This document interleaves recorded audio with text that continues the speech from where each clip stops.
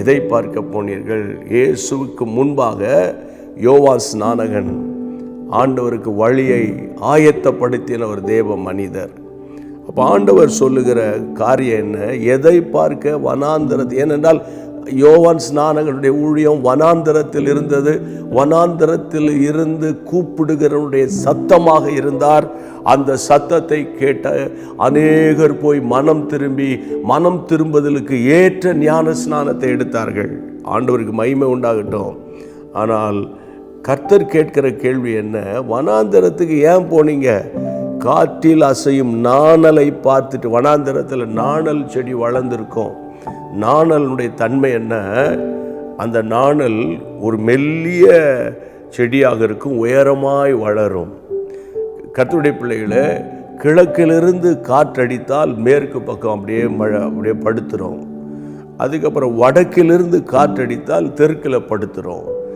அதனால் கர்த்தருடைய பிள்ளைகளை அந்த நாணலால் ஸ்டெடியாக நிற்க முடியாது.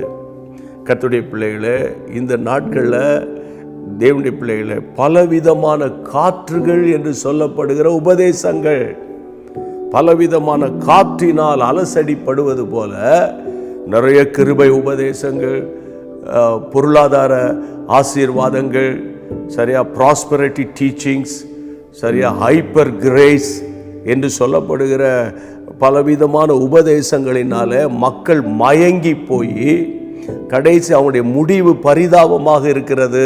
அன்பு தேவனுடைய பிள்ளைகளே, இந்த நாட்களில் தவறான உபதேசத்துக்கு பின்னால் போயிடாதீங்க.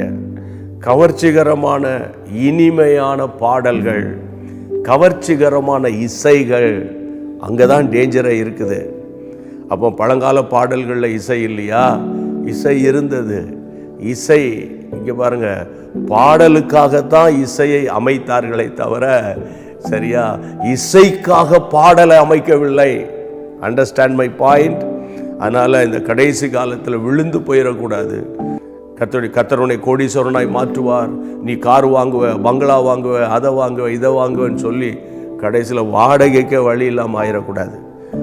நான் உங்களுக்கு என்ன போதிக்கிறேன்? அதாவது கர்த்தருடைய பிள்ளைகள் முதலாவது தேவனுடைய ராஜ்யத்தையும் அவருடைய நீதியும் ஒவ்வொரு நாளும் தேட தேட தேட மனம் திரும்புதல், ரட்சிப்பு, ஞானஸ்நானம், அபிஷேகம், பரிசுத்த வாழ்க்கை, வேறு பிரிக்கப்பட்ட வாழ்க்கை, ஜெப ஜீவியம், ஜெய ஜீவியம், இந்த உபதேசங்களை நீங்கள் ஃபாலோ பண்ணீங்கன்னா உங்களுக்கு இன்னது தேவை என்பதை அறிந்து என் அருமை ரட்சகர் உங்களை கைவிடவே மாட்டார். கர்த்தருக்குள்ளே சந்தோஷமாக இருங்க.